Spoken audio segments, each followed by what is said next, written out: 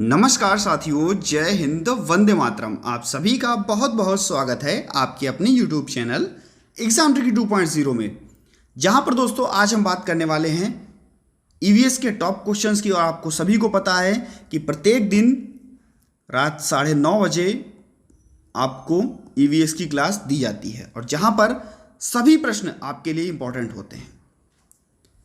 पहला प्रश्न है, 3 राज्यों का ऐसा समूह जिसके किनारे पर अरब सागर है। केरल, कर्नाटक, महाराष्ट्र, केरल, कर्नाटक, आंध्र प्रदेश, ओडिशा, आंध्र प्रदेश, महाराष्ट्र, महाराष्ट्र, केरल और पश्चिम बंगाल। तो मैप से हमेशा आपका एक प्रश्न पूछा जाता है, हमेशा। तो हम जान लेते हैं यहां पर। अगर हम बात करें इस साइड की, तो आपको पता है कि भैया यह है आपका अरब सागर, आपको बताने की जरूरत नहीं है। यह है आपका क्या है भैया, ये आपका है बंगाल की खाड़ी। तो हम इधर देखते हैं, तो आपको इस साइड में देखिए केरल भी आपको देखने को मिल रहा है, आपको यहाँ पर कर्नाटक भी देखने को मिल रहा है और आपको यहाँ पर महाराष्ट्र भी देखने को मिल रहा है। अगर हम बात करें आंध्र प्रदेश की, तो आपको आंध्र प्रदेश इधर देखने को मिल रहा है।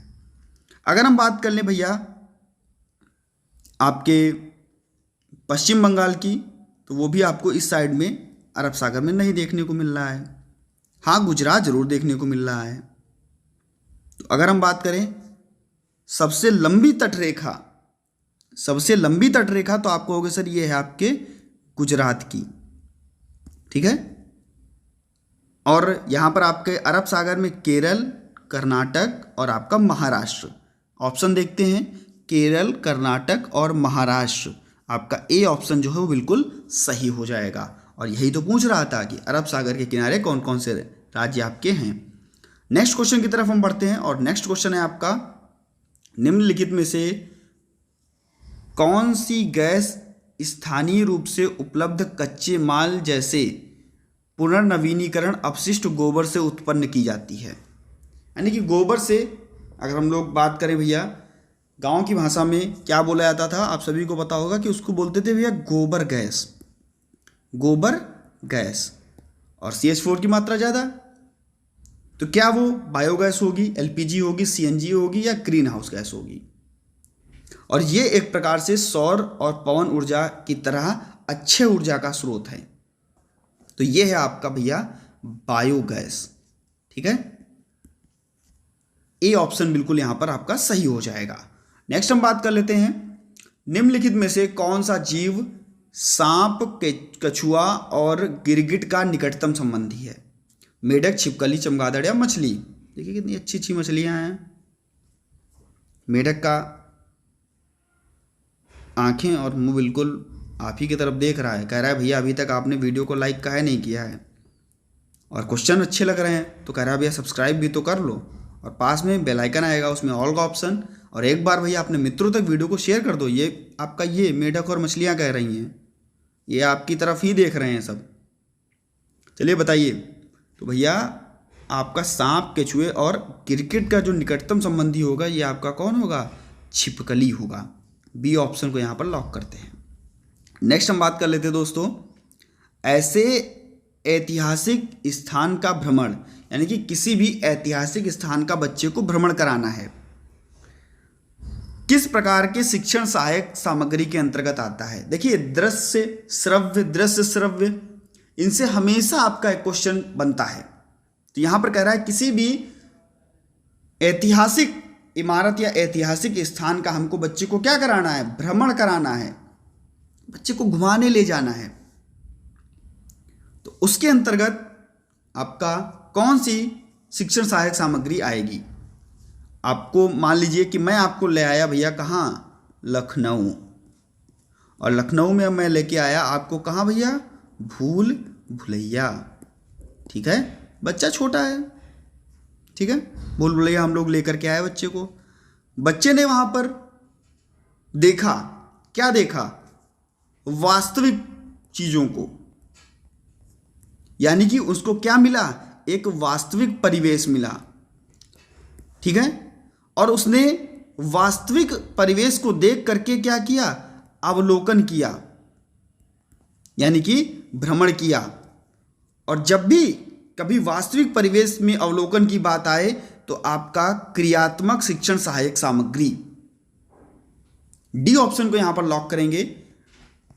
और नेक्स्ट हम बढ़ते हैं आपके नेक्स्ट क्वेश्चन की ओर। महामारी के दौरान चिकित्सकों ने विटामिन सी भरपूर मात्रा में परामर्श लेने की सलाह दी, यानी कि कहा कि भैया भरपूर मात्रा में आपको क्या खाना है, विटामिन सी लेना है। और उसके बाद में कहा गया कि विटामिन सी जो है वो प्रचुर मात्रा में किस में पाई जाती है। तो आप ऐसे भी देख सकते हो कि क्या सोयाबीन में विटामिन सी पाई जाती है, कहोगे सर प्रचुर मात्रा में नहीं पाई जाती है। क्या आपको यहां भी सोयाबीन कट गया, यानी कि 2 ऑप्शन आपके कट गए। अगर हम बात कर ले थोड़ा सा यहीं पे, अभी ऑप्शन आपको बताए जाएंगे आंसर। अगर हम बात कर लें एस्कॉर्बिक एसिड की, तो हम क्या कहते हैं, विटामिन सी का रासायनिक नाम। अगर हम बात करें विटामिन सी की कमी से रोग, तो कहोगे सर स्कर्वी रोग होता है। इसमें क्या आता है, मसूड़ों से खून निकलता है भाई साहब। तो यहां पर आपका, अगर हम बात करें दूध की, तो यहां पर भी आपको विटामिन सी नहीं मिलता है। लेकिन ब्रोकली, स्ट्रॉबेरी और नींबू, इनमें सब में आपको क्या देखने को मिलता है, विटामिन सी देखने को मिलता है। तो यहां पर आपका डी ऑप्शन जो है उसको हम लोग लॉक कर लेंगे और आगे क्वेश्चन की तरफ बढ़ेंगे। देखिए बहुत ही बेहतरीन प्रश्न, वीडियो को लास्ट तक जरूर देख लीजिएगा। ये सभी प्रश्न आए हुए कहीं ना कहीं से आपको घुमा करके इन्हीं में से प्रश्न देखने को मिलते हैं आपके सीटेट के एग्जाम में। किस फसल को, हमेशा फसलों से आता है, कभी कहेगा भैया जायद की फसल क्या है, कभी कहेगा खरीफ की फसल क्या है, कभी कहेगा रबी की फसल क्या है। और अब की बार तो ऐसे क्वेश्चन दे दिया, यानी कि एक फसल नहीं पूछा आपसे, ऐसे पूछ लिया कि कौन कौन सी फसलें हैं। तो क्या मूली, सरसों, गेहूं और धान, तरबूज, इनमें से रबी की फसलें कौन कौन सी हैं। तो भैया हम देखते हैं रबी की फसलें कौन कौन सी हैं। अगर हम बात करें भैया तरबूज की, तो आपको पता होगा, कमेंट सेक्शन में आप लोग उत्तर भी बताया कीजिए, तरबूज आपका कौन सी फसल है, तो कहोगे सर जायद की फसल है। अगर बात कर ले भैया धान की, तो धान की क्या कही जाती है, खरीफ की फसल कही जाती है। ठीक है। अगर बात करें गेहूं की, तो आप सभी को पता है कि गेहूं और सरसों आपका रबी की फसल है, लेकिन आपका मूली भी जो है वो भी आपकी रबी की ही फसल है। तो ऑप्शन में 1, 2 और 3 आपको मिल रहा है ए ऑप्शन में। इसको लॉक करते हैं और आगे बढ़ते हैं। नेक्स्ट हम बात करते हैं, भैया बहुत बढ़िया प्रश्न आया है। किससे आया है, देखिए पेंगुइन से आया है। आपको सभी को पता है कि एक प्रकार का पेंगुइन पक्षी है जो रहता है भैया बर्फीले स्थानों पर, जहाँ पर बहुत सारी बर्फ देखने को मिलती है। तो क्या कह रहा है कि निम्नलिखित में से पेंगुइन का क्या एक अभिलाक्षणिक गुण नहीं है, यानी कि 3 गुण होंगे और एक आपका नहीं होगा। देखते हैं, उसकी त्वचा मोटी होती है, तो बिल्कुल आप सभी ने देखा होगा उसकी त्वचा मोटी होती है, बहुत अच्छे भी लगते हैं पेंगुइन देखने में, और उनके शरीरों में बहुत वसा होती है। तो ये भी बिल्कुल सही है, उसके शरीर में बहुत सारी वसा होती है, बहुत सारी फैट होती है। उसके शरीर पे धारा रेखीय हैं, बिल्कुल उसकी शरीर पे जो धाराएं बनी होती हैं रेखा के रूप में देखने को मिलती हैं। और क्या कह रहे हैं, वे अपना रंग आसपास के भैया रंग का है बदलेगा, पेंगुइन का ही रंग बदलेगा, ये तो काम गिरगिट का होता है। किसका काम होता है, गिरगिट का होता है ये काम।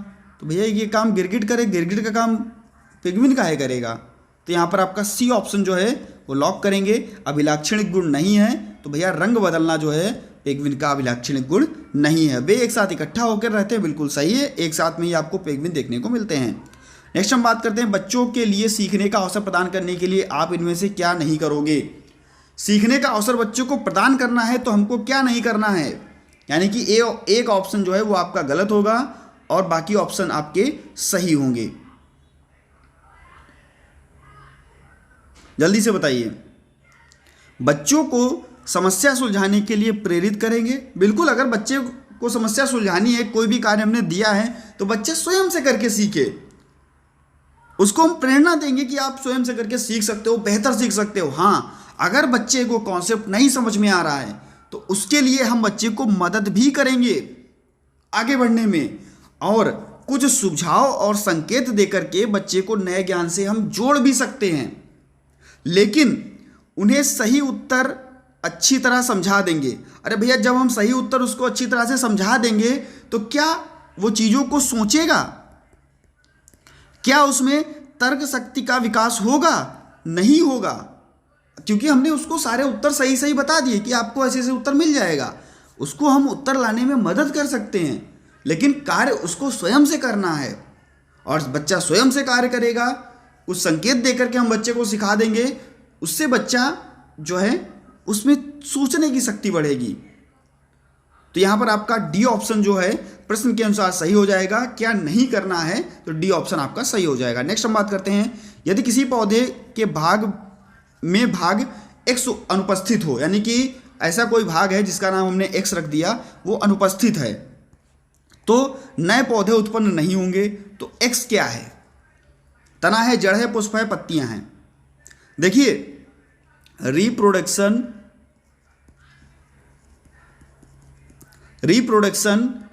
प्रजनन का कार्य कौन करता है? तो आप कहोगे सर ये करता है आपका पुष्प।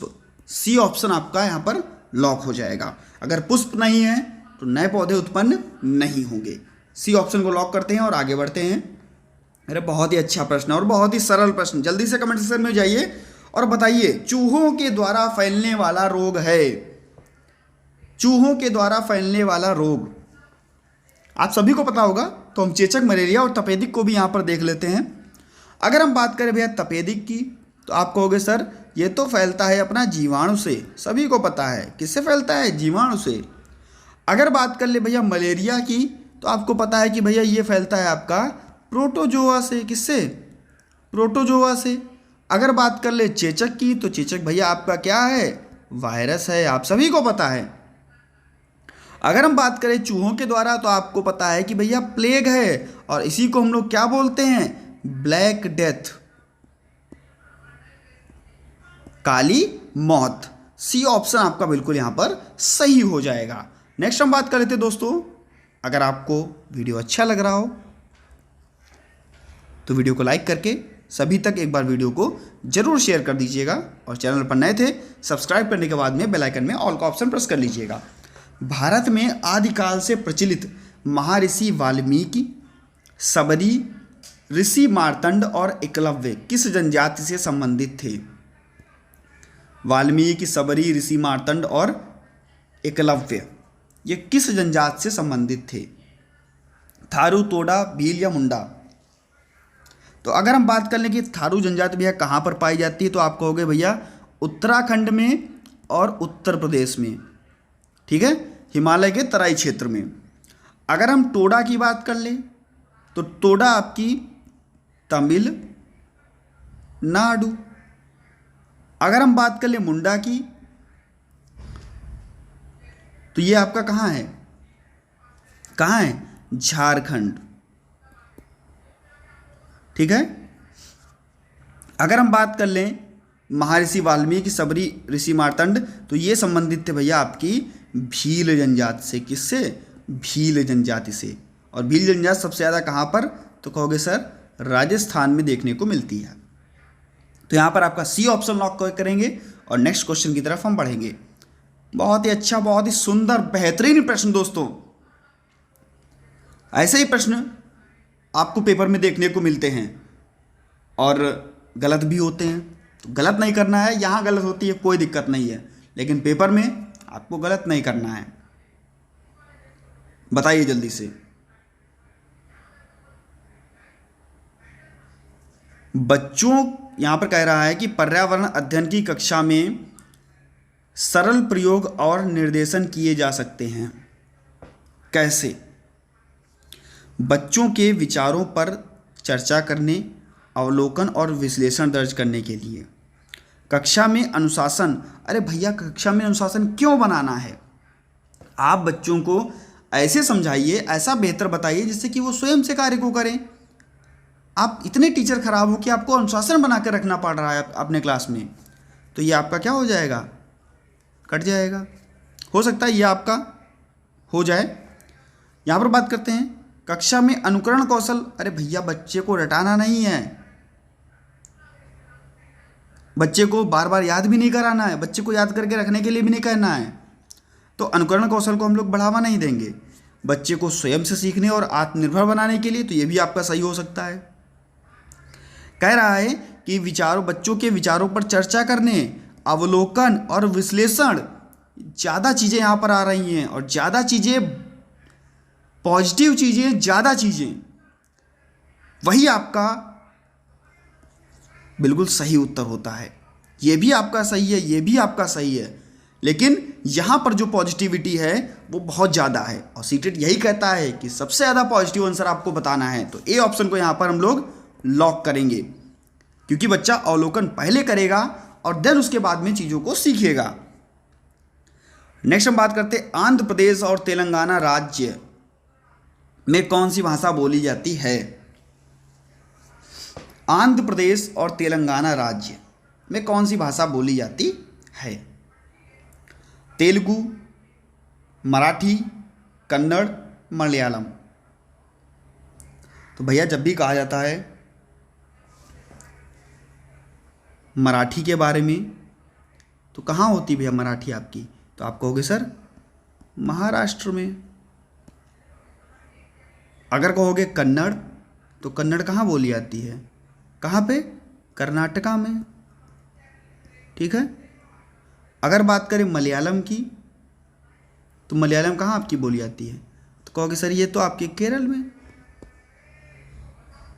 महाराष्ट्र में भैया आपको बता दिया, कर्नाटक में आपको बता दिया, केरल में आपको बता दिया।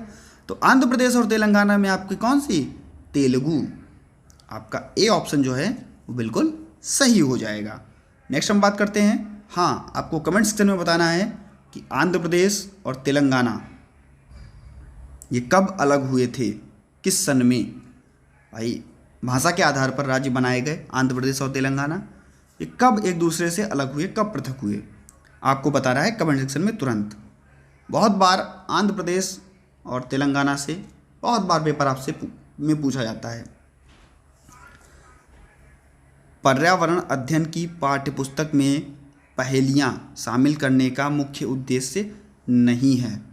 हमको बताना है कि क्या उद्देश्य नहीं है पहेलियों को शामिल करने का। बच्चों में आलोचनात्मक चिंतन शक्ति का विकास करना, सृजनात्मक क्षमता और उत्सुकता का विकास करना। बिल्कुल, पहेलियाँ जब होंगी तो बच्चों में उत्सुकता भी होगी, सृजनात्मक क्षमता भी बढ़ेगी। अमूर्त अवधारणाओं को सरलता से समझना और बच्चों में तर्कणा शक्ति का विकास करना। बच्चा है प्राथमिक कक्षा का, तो क्या वो आलोचना और चिंतन की शक्ति विकसित होगी? बिल्कुल होगी। सृजनात्मकता का भी बच्चे में विकास होगा, बच्चे में तर्कणा शक्ति का भी विकास होगा। लेकिन क्या बच्चा इतना बड़ा है जो वो अमूर्त अवधारणाओं को सरलता से समझ लेगा? नहीं है, यही आपका शामिल नहीं है उद्देश्य में। सी ऑप्शन यहाँ पर लॉक करेंगे। और इस वीडियो का भैया लास्ट प्रश्न आपको यहाँ पर देखने को मिल रहा है। कह रहा है कि ईवीएस की कक्षा में सामाजिक असमानताओं पर अधिक बल देने के लिए निम्नलिखित में से कौन सा अधिक प्रभावी अनुभव होगा। सामाजिक असमानताओं पर बल देना है और सबसे प्रभावी अधिगम अनुभव आपको यहां पर बताना है। संबंधित मामलों पर वीडियो फिल्म दिखाना हो सकता है प्रभावी, लेकिन हम और देखते हैं मामलों पर भाषण देना तो बिल्कुल आपका एक केवल निगेटिव में जाता है। भाषण क्लास में आपको भाषण नहीं देना है, क्लास में आपको बच्चे को करके सीखने पर अवसर देना है। चीज़ों को दिखा करके, सुना करके जितने ज़्यादा रिसोर्सेज आप उत्पन्न करोगे बच्चों को बेहतर समझ में आएगा। तो केवल सामाजिक असमानताओं पर आपको बल देना है तो आपको भाषण का आयोजन नहीं। आगे आपका संबंधित मामलों पर क्विज और प्रतियोगिता का आयोजन करना या विद्यार्थियों के समूह परियोजना का भार उनके ऊपर लेने। देखिए कभी भी अगर ऐसा आता है परियोजना बनाना, बच्चे स्वयं से करके वहाँ पर सीखते हैं। भाई प्रोजेक्ट मेथड क्या कहता है, प्रोजेक्ट हमने दिया बच्चे को, बच्चे ने अपने परिवेश में चीज़ों को बनाया और सीखा। और सबसे बेहतर आपका डी ऑप्शन ही होगा। यहाँ पर हम उसको करा रहे हैं, यहाँ पर बच्चा स्वयं से कर रहा है। तो डी ऑप्शन को यहाँ पर लॉक करेंगे। आशा है आप सभी को क्वेश्चन समझ में आए होंगे। अगर समझ में आए हैं तो एक बार वीडियो को सभी मित्रों तक शेयर कर दीजिएगा। धन्यवाद दोस्तों।